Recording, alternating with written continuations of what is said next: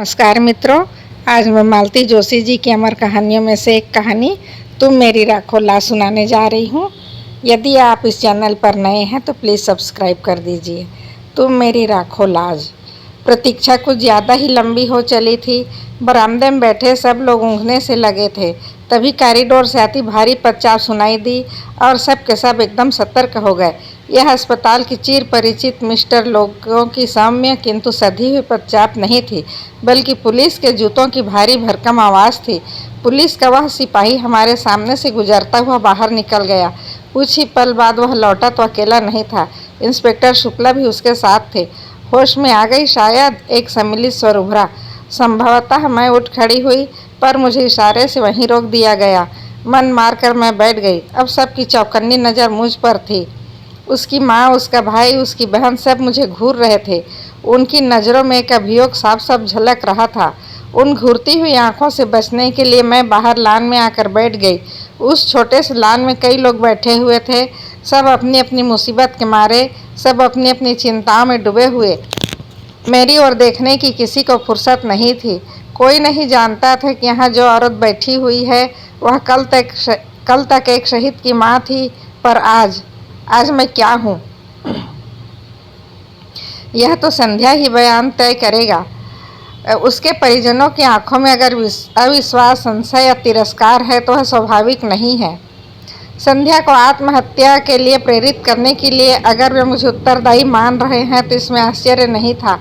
सास बहू का रिश्ता विवादास्पद ही होता है, फिर एक युवा सुंदर विधवा बहू के साथ तो लोग सामान्य रिश्ते की कल्पना भी नहीं कर सकते। खासकर बहू के नाम पर बैंक में एक मोटी रकम जमा हो तो यह संदेह और भी गहरा जाता है। ऐसी बहू के प्रत्याहरण का मोह शायद बहुतेरी सासों को होता होगा, पर मुझे विश्वास था कि संध्या मुझ पर तोहमत नहीं लगाएगी। इतना बड़ा झूठ वह नहीं बोल सकती। लेकिन अगर वह सच बोल गई तो तब उस शर्म को मैं कैसे झेल पाऊंगी। उस सच से कोई झूठ तो बेहतर है।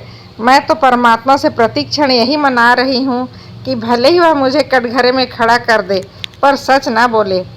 कल सुबह से मैं अस्पताल में बैठी हूँ। खबर पाते ही मुंबई से उसकी माँ और भाई तथा दिल्ली से उसकी बहन आ पहुँची है। मेरी बेटी सविता भी लखनऊ से चल पड़ी है। अड़ोसी पड़ोसी, नाते रिश्तेदार अस्पताल के चक्कर लगा रहे हैं।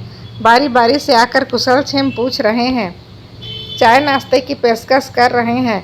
पर सविता के पापा शर्मसार होकर घर में ऐसे दुबक गए हैं कि एक बार झांकने भी नहीं आए। लोग समझ रहे हैं कि जवान बेटे की मृत्यु से इतना टूट गए कि अब किसी नई त्रासदी का सामना करने की उनमें हिम्मत नहीं है। घर में बैठकर वे सबकी सहानुभूति और आदर बटोर रहे हैं और सारी जद्दोजहद से गुजरती मैं सबकी नफरत झेल रही हूँ। संदेह भरी नज़रों से छलनी हो रही हूँ।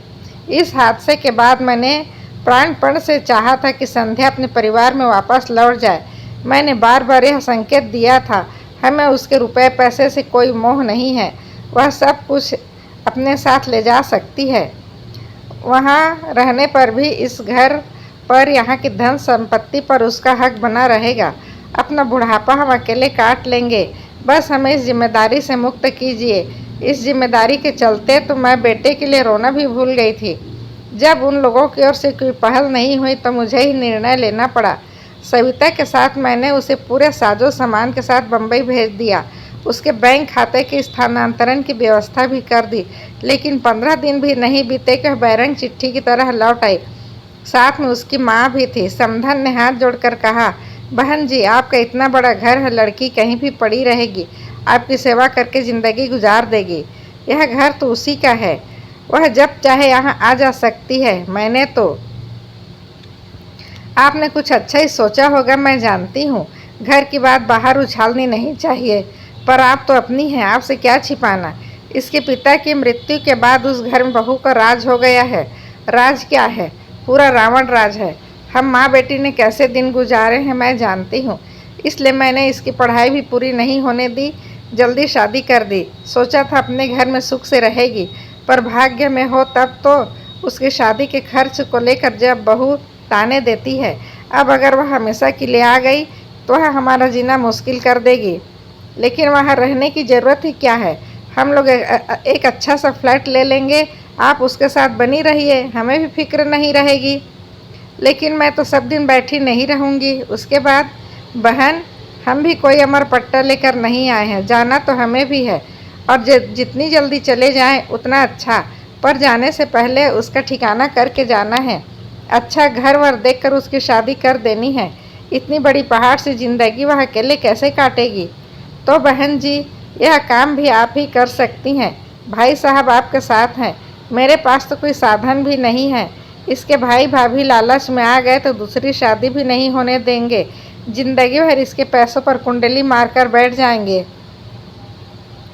आपको अपने बेटे पर जरा भी एतबार नहीं है? बेटा अपना है तो क्या हुआ, बहू तो पराए घर से आई है। बेटा भी उसी की आंखों से देखता है, उसी के कानों से सुनता है। अपना दिल दिमाग सब उसने बीवी के पास रख छोड़ा है। उसके बाद कुछ कहने का सवाल ही नहीं था।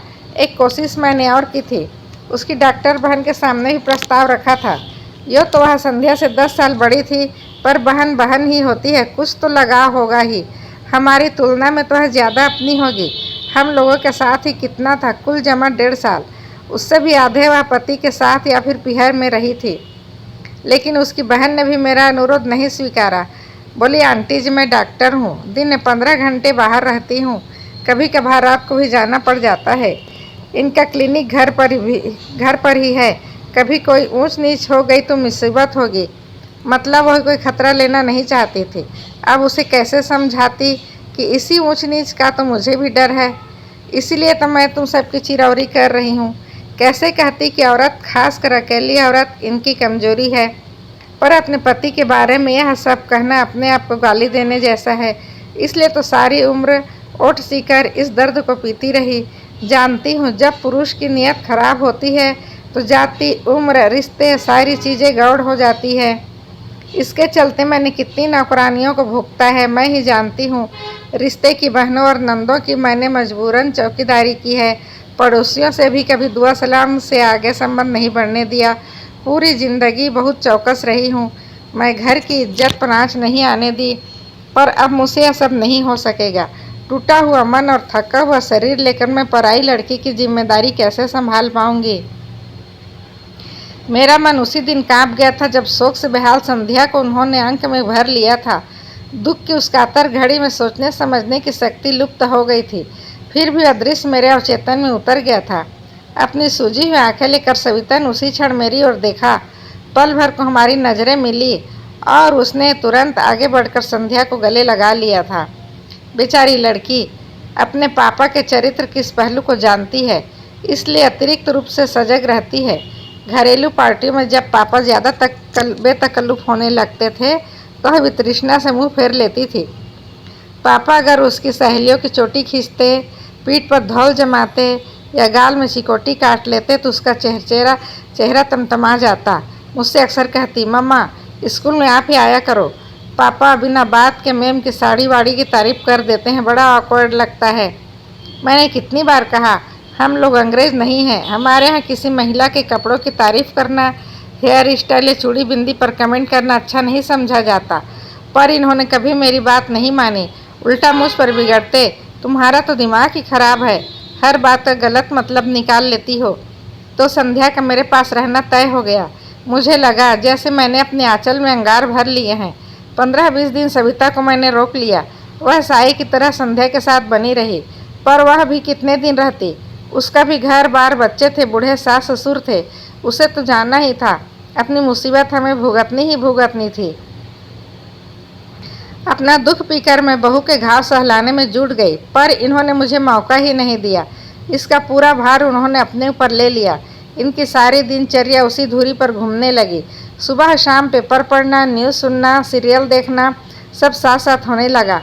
दोपहर में कैरम या लूडो खेला जाता, उसे ब्रिज का गेम सिखाया जाता, उसके लिए लाइब्रेरी लगवाई गई, उसके लिए नई नई कैसेट और सीडी घर में आने लगी। फिर एक दिन उन्होंने घोषणा की कि वे संध्या को ड्राइविंग सिखाएंगे। मैंने कहा, देखिए जो कुछ दिल बहलाव करना है घर में बैठकर कीजिए। बाहर 4 लोग देखेंगे तो 4 तरह की बातें करेंगे। लोगों को किसी के सुख दुख से कोई मतलब नहीं होता, वे बस बातें करना जानते हैं। लड़की नाहक बदनाम हो जाएगी।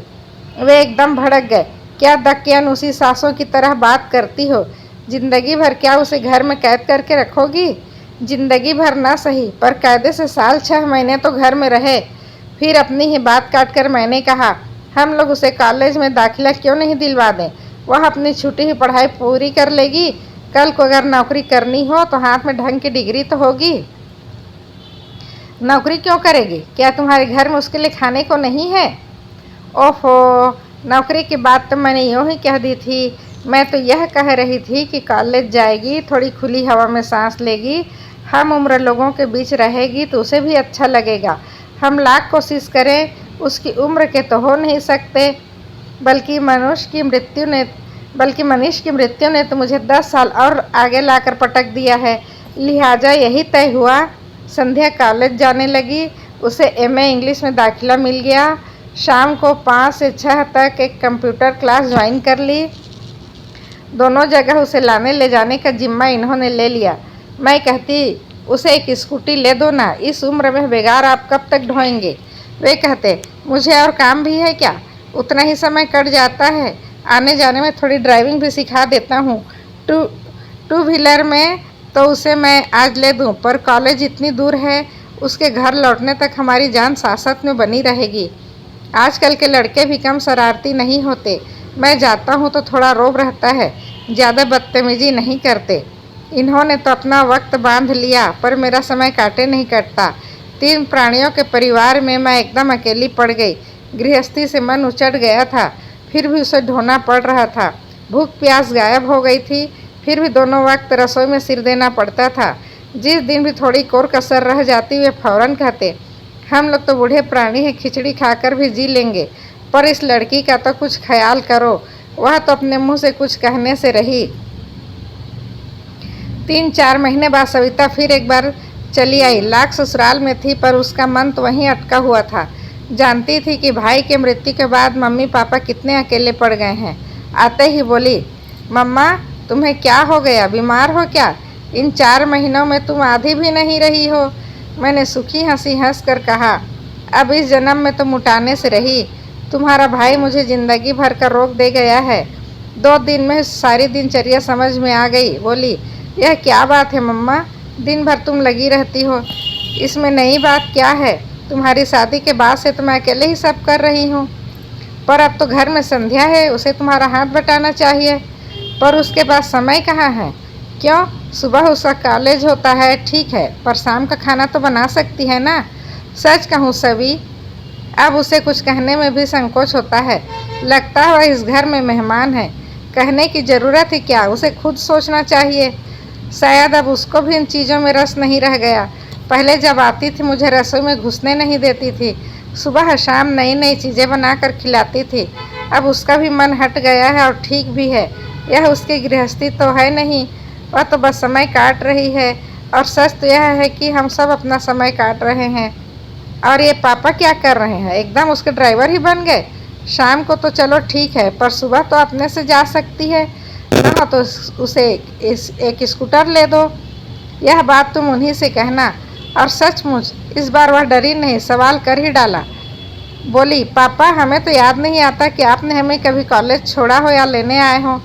अब तो जैसे आपने ड्यूटी ही लगा ली है। उन्होंने एक बार घूरकर मेरी ओर देखा और फिर कहा, बेटा जब तुम पढ़ती थी ना, तब मेरे पास समय था न गाड़ी थी। अब तो मेरे पास समय ही समय है। मैं तुम्हारी माँ की तरह 24 घंटे ठाकुर जी के सामने ध्यान लगाकर नहीं बैठ सकता। मुझे भगवान से नफरत हो गई है। सारे व्रत अनुष्ठान पर से मेरा विश्वास उठ गया है, इसलिए मैं अपनी शांति कहीं और खोजता हूँ। एक बात और सभी, तुम्हारी अपनी एक भरी पूरी दुनिया है और यह लड़की बिल्कुल अकेली है। मैं उसका अकेलापन बांटने की कोशिश करता हूँ, और उसका तो एक बहाना है। सच तो यह है कि मैं अपना ही अकेलापन बांटने की कोशिश कर रहा हूँ। आखिरी बात कहते कहते उसका स्वर कातर हो आया था। हम दोनों शर्म से जैसे पानी पानी हो गए। अपने दुख को सहलाते हुए हम यह भूल ही गई थी कि मरने वाला इनका भी कोई था। वह इनकी भी आंखों का सपना था, बुढ़ापे की लाठी था, कलेजे का टुकड़ा था। हम लोग तो रोग आकर अपना दुख हल्का कर लेती हैं, पर ये तो पुरुष होने की व्यवस्था को ढो रहे हैं। सारा हाहाकार मन में दबाए बैठे हैं। उस अश्रुसिक्त बेला में मैंने उनके सारे अपराध क्षमा कर दिए। नवंबर में नेहा की शादी निकल आई। इकलौती ननंद की इकलौती बेटी की शादी थी। अपना सारा शौक समेट कर हमें बारात की तैयारी में जुट जाना पड़ा। जब पहली बार खरीदारी के लिए निकली तो लगा जैसे योगों बाद घर की चार दीवारी से बाहर आई हूँ। संध्या और उसके पापा तो इस बहाने से रोज ही बाहर जा रहे थे, पर मैं साल भर से घर में कैद होकर रह गई थी। मंदिर तक जाने का मन नहीं होता था। शादी से 8 दिन पहले कृष्णा भात मांगने आई थी तो साथ में पीले चावल भी लाई थी। निमंत्रण देते हुए बोली, भाभी आप लोगों को तो पूरे 4 दिन तक वहीं आकर रहना है।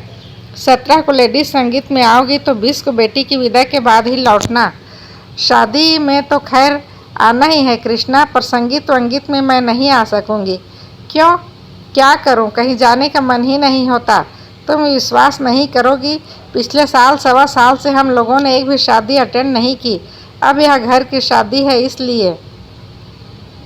इसीलिए तो कह रही, तुम नहीं जाती हो तो भैया भी नहीं जा पाते हैं। ऐसा कब तक चलेगा? जीना है तो जिंदगी की कुछ शर्तें भी तो माननी होगी। इसलिए आग्रह कर रही हूँ, तुम आओगी तो सारे कार्यक्रम अटेंड करोगी।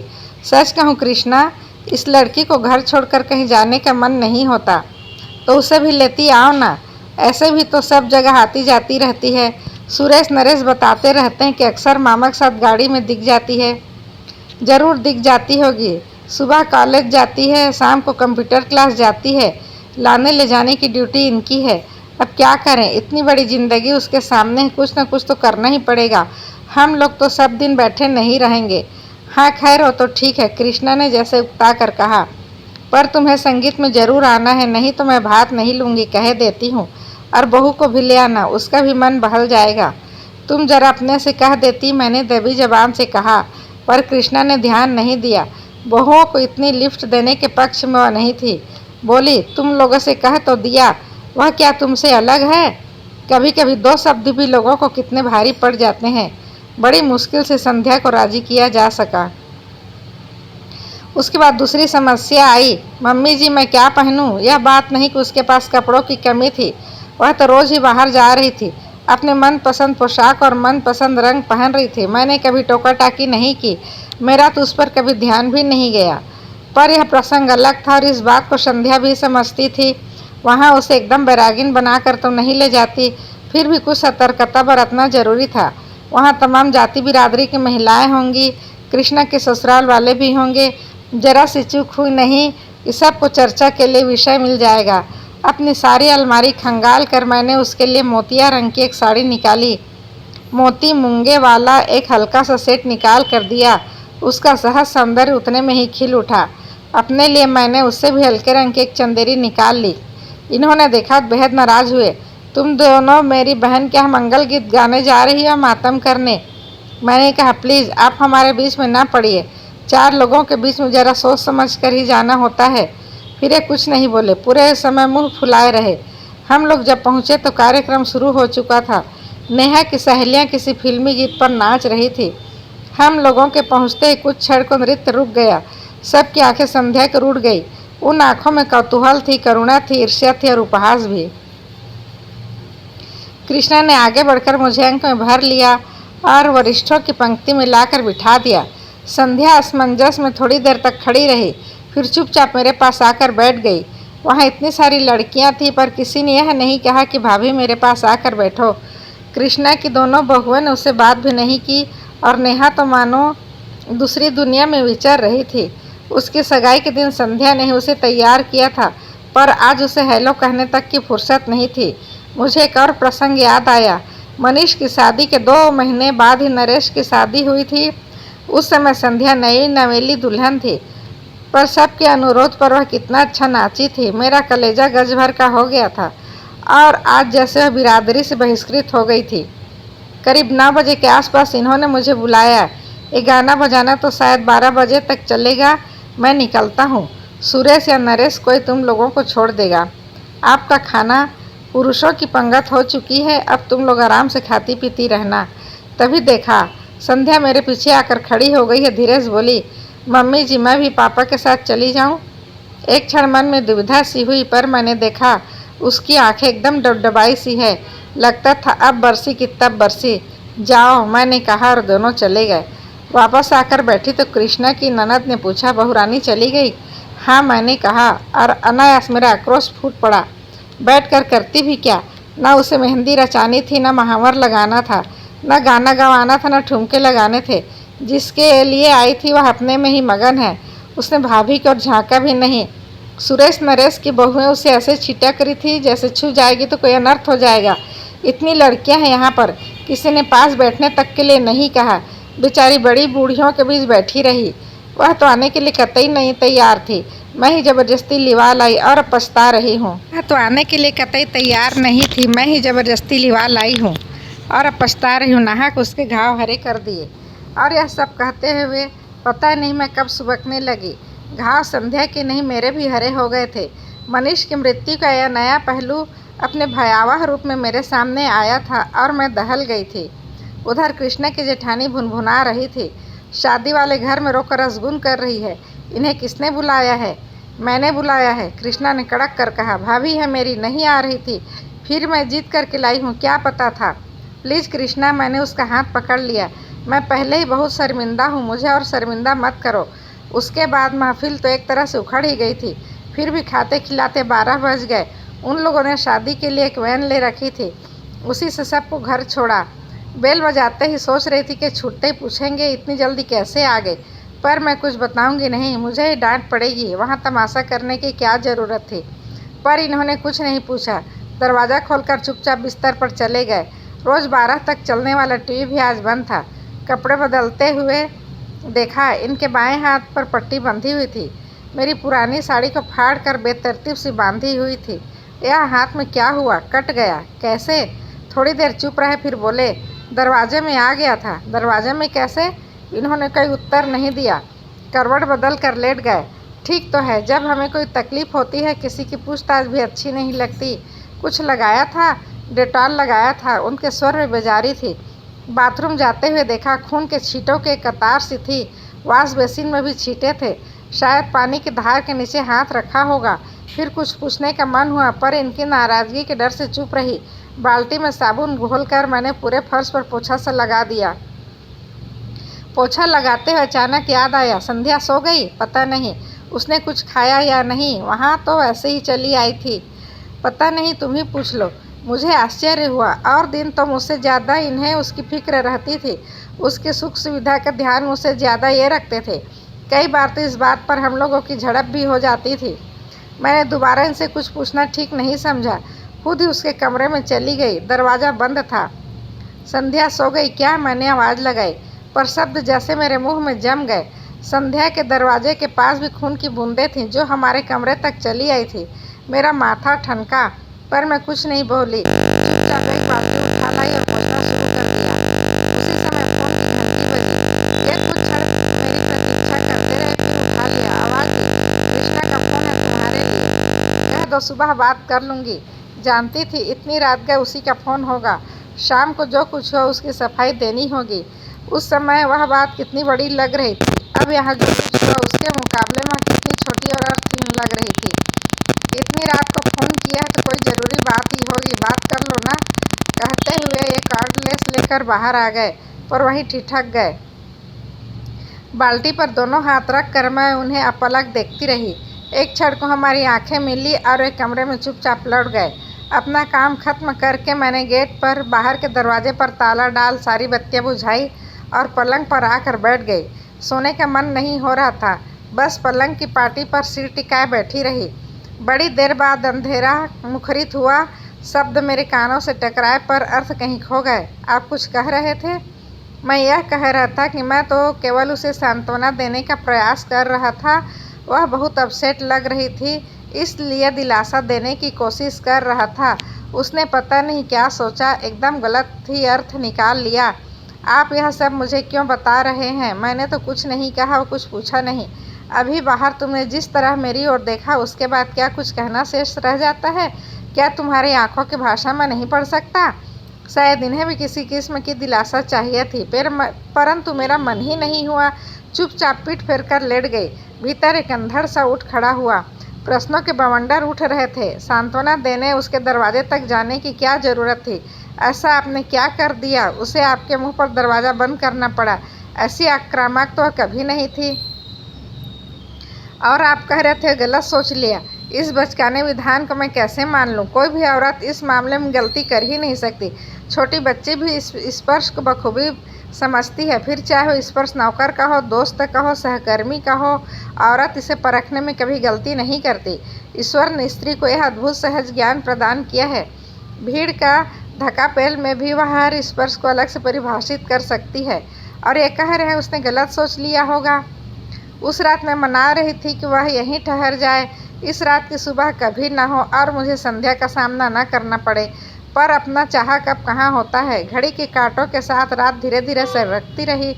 रोज की तरह सुबह की किरणों ने दरवाजे पर दस्तक दी। उन किरणों के साथ दूध वाला, कचरे वाला, काम वाली, नल, सभी आदमी आमद दर्ज मजबूरन उठना ही पड़ा। संध्या का कमरा बंद था। मैंने राहत की सांस ली और किचन की ओर बढ़ गई। चाय बनाकर इन्हें जगाया। चेहरा काफ़ी उतरा हुआ लग रहा था।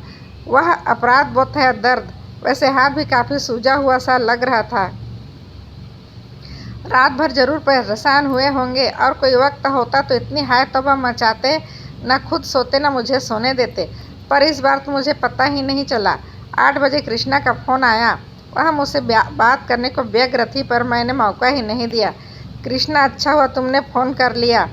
मैं बस अभी करने ही वाली थी। तुम्हारे यहाँ कार्यक्रम कितने बजे है? तुम्हारा कार्यक्रम है भाभी, जब तुम आ जाओ तो 9:30-10 ठीक रहेगा। ऐसा करो, सुरेश नरेश किसी को भेज दो। तुम्हारे भैया के हाथ में चोट आ गई है, ये ड्राइव नहीं कर पाएंगे और तुम तो जानती हो रिक्शा के लिए भी यहाँ कितनी दूर जाना पड़ता है। फिर इनसे कहा आप तैयार हो जाइए, 9:30 बजे हम लोग चलेंगे। मेरा जाना क्या ज़रूरी है? इनका स्वर थका हुआ था। कैसी बातें करते हैं, हाजिरी तो लगानी ही पड़ेगी, बाकी सब मैं संभाल लूँगी। लौटते समय डॉक्टर के यहाँ भी होते हुए आएंगे। संध्या का कमरा अब भी बंद था। फिर मैंने सारा सामान जमाना शुरू किया। पिछले 2 शादियों के मुकाबले में मैंने इस बार दिल खोल कर खर्च किया था। मन में एक ही बात थी, अब किसके लिए जोड़ना है। संध्या के पास तो सरकार का और समाज का दिया बहुत है, जिंदगी आराम से कट जाएगी। वैसे भी उसका एमए पूरा होते न होते हम लोग उसकी शादी की सोच रहे थे। हम लोग कन्यादान करेंगे। भाई नहीं रहा तो क्या हुआ, सविता के लिए एक बहन तो हो जाएगी। सविता की याद आते ही मन उदास हो गया। आज मैं कृष्णा के लिए इतना कर रही हूँ, कल को सविता के बच्चों की शादी होगी तो कौन खड़ा होगा। उसकी सास की बाईपास न हुई होती तो सविता आज यहाँ होती, तब वह भी मेरी तरह उदास हो जाती। ठीक 9 बजे नरेश गाड़ी लेकर आया। संध्या का कमरा तब भी बंद था। जब तक के तैयार हुए, मैंने और नरेश ने मिलकर पूरा सामान गाड़ी में जमा दिया। जाने से पहले इसे जगा दूं कहकर मैंने संध्या के दरवाजे पर दस्तक दी। 2-4 आवाज़ें भी दी पर कोई जवाब नहीं आया। क्या बात है, इतनी देर तक तो कभी सोती नहीं। पहली बार मुझे चिंता हुई। नरेश कल रात वहीं से लौटकर कमरे में जो गई है बाहर ही नहीं निकली है। कहीं तबीयत तो खराब नहीं है? नरेश का चेहरा फक पड़ गया। आजीजी के स्वर में बोला, मामी जी, कुछ ऐसी वैसी बात हो गई हो तो प्लीज़ हमारा नाम मत लीजिएगा। मम्मी बता रही थी कल कुछ लफड़ा हो गया। आप तो जानती हैं, शादी ब्याह के घर में तो सब चलता ही रहता है। वह बोलता जा रहा था और मेरा दिमाग ऐसी वैसी बात पर ही अटका हुआ था। ऐसी वैसी बात का मतलब, पर उसके कुछ कहने से पहले ही मतलब मेरे मन मस्तिष्क में कौंध गया। आशंका से मैं काँप उठी। नरेश, किसी तरह दरवाज़ा खुलवाओ। वह कैसे खुलवाता? उसने कंधों से धक्का दिया, घुटनों से जोर लगाया पर दरवाज़ा टस से मस नहीं हुआ। फिर उसने कहा, स्क्रू ड्राइवर हो तो दे दीजिए, मैं बोल्ट खोलने की कोशिश करता हूँ, तुम दरवाज़ा तोड़ो। अब मेरा धैर्य टूट चुका था। अनिष्ट की आशंका से मैं सहम गई थी, पर दरवाज़ा तोड़ना क्या इतना आसान था? मैं, नरेश, महरी सब जोर आजमा रहे थे। मोगरी, हथौड़ी सब का उपयोग हो रहा था। शोर सुनकर पड़ोस के शुक्ला जी भी आ गए, उनकी भी मदद ली गई। बड़ी देर बाद थोड़ी सी फाँक मिली तो धड़कते दिल से मैंने सबसे पहले मुआयना किया। वह बंद था। फिर भी मैंने राहत की सांस नहीं ले सकी क्योंकि कमरे का सन्नाटा बड़ा अशुभ लग रहा था। बड़ी देर बाद दरवाज़ा भरभरा कर गिरा तो हम लोग तेज़ी से भीतर दाखिल हुए। पलंग पर वह निस्पंद लेटी थी। कृष्णा के यहाँ से लौटकर उसने कपड़े भी नहीं बदले थे। नींद की गोलियों की शीशी सिरहाने खाली पड़ी थी। उसके बाद का घटनाक्रम एक दुस्वप्न की तरह था। हम अस्पताल दर अस्पताल भटके, पर हर जगह भर्ती करने से इनकार कर दिया गया। आखिरकार मजबूरन सरकारी अस्पताल की शरण लेनी पड़ी। फिर पुलिस आई, संध्या के पास पहरा बिठा दिया गया। सबके बयान हुए, अड़ोसी पड़ोसियों से, रिश्तेदारों से, उसके सहपाठियों से पूछताछ हुई, उसके भाई बहनों को फ़ोन किए गए। बेचारा नरेश इस हंगामे के बीच मामा जी की पट्टी करवा लाया था। पता चला 3 उंगलियों में हेयर लाइन क्रैक है और छोटी उंगली का तो एकदम कचूमर ही निकल गया है। अच्छा हुआ इस समय सबका ध्यान संध्या की ओर था। इनके एक्सीडेंट के बारे में किसी ने उत्सुकता नहीं दर्शाई, नहीं तो किस किस को क्या कैफियत देती। नरेश के जाने के बाद एक बात याद आई। घर में जब दरवाजे के साथ जो राजबाई सो रही थी, ये आंखें बंद किए आराम कुर्सी में चुपचाप लेटे हुए थे। जब हम लोग संध्या को उठाकर बाहर ला रहे थे, तब भी इन्होंने सिर उठाकर या आँख खोलकर नहीं देखा। इस बात को अब 24 घंटे से ज़्यादा बीत चुके हैं, शायद 28 घंटे। तब से मैं अस्पताल में ही बैठी हूँ। इतनी देर तक मैं ईश्वर से लगातार संध्या के जीवन की भीख मांग रही थी। अब जबकि वह होश में आ गई है, मैं मना रही थी वह भले ही मुझे कटघरे में खड़ा कर दे, पर सच न बोले। मुझे जेल की सलाखों के पीछे रहना मंजूर, पर इस उम्र में यह शर्म बर्दाश्त नहीं कर पाऊँगी। आंटी जी, मैं अपने विचारों में इस कदर खोई थी कि इस आवाज़ को पहचानने में थोड़ा समय लगा। सिर उठाकर देखा, संध्या की बहन खड़ी थी। आप यहाँ बैठी है और आपके लिए हमने पूरा अस्पताल छान मारा। उसका स्वर एकदम शांत और मैंने गौर किया, चेहरा भी तनाव रहित था। फिर भी मैंने डरते डरते पूछा, संध्या कैसी है? अब खतरे से बाहर है, पर कमजोरी तो भी रहेगी। चलिए ना, आपको बहुत याद कर रही है। मैंने उठना चाहा, पर पाँव जैसे जम से गए। उसी ने सहारा देकर उठाया। चलते समय भी उसने मेरा हाथ नहीं छोड़ा। आप लोग उस दिन किसी शादी में गए थे? चलते हुए उसने पूछा। हाँ, क्यों? मेरा गला सूखने लगा। वह बता रही थी कि मनीष की मृत्यु के बाद पहली बार ऐसे फंक्शन में गई थी, इसलिए उस माहौल को बर्दाश्त नहीं कर सकी। संध्या ही क्यों, साल भर से हम लोग भी किसी शादी में नहीं गए, पर यह घर का मामला था, जाना पड़ा। वही तो आप दोनों की बड़ी तारीफ कर रही थी, कह रही थी आप लोगों ने कभी एहसास नहीं होने दिया कि वह विधवा है, इसलिए वह भी सच को भूल सा गई थी। पर शादी में जब इसी सच का सामना करना पड़ा तो उसे धक्का लगा, वह सह नहीं पाई। यह तो कहिए कि समय से इलाज हो गया, वरना। ईश्वर तेरा लाख लाख शुक्र है, मैंने दोनों हाथ जोड़कर कहा। मेरे हाथ कांप रहे थे, आवाज़ लरज रही थी, पैर जवाब दे रहे थे। 2 दिनों की भूख प्यास, अनिद्रा और दुश्चिंता सब एकदम मुझ पर हावी हो गए। 2 कदम चलना मेरे लिए दूभर हो गया। लड़खड़ा कर मैं वहीं एक बेंच पर बैठ गई। मुंह से बस इतना ही निकला, थैंक यू संध्या।